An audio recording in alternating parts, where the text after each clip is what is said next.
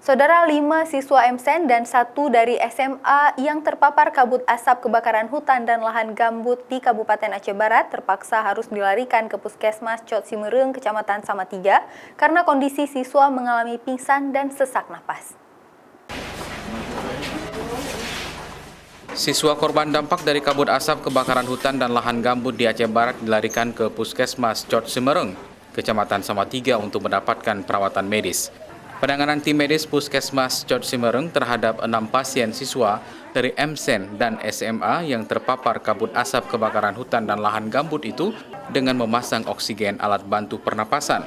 1 orang pasien siswa yang kondisi sesak nafas parah rencananya akan dirujuk ke Rumah Sakit Umum Cut Nyadin Melabuh untuk mendapatkan penanganan medis lebih lanjut. Yang sesak ini memang ada riwayat asma. Memang sering ketika ada kabut asap di Samatiga, memang sering masuk ke puskesmas. Memang pasien di puskesmas, pasien rawat jalan di puskesmas. 6 pasien siswa, 1 diantaranya laki-laki, saat ini dibawa ke Puskesmas Cot Simereng, Kecamatan Samatiga dalam kondisi pingsan dan sesak nafas setelah mendapatkan penanganan tim medis. Pasien mulai siuman.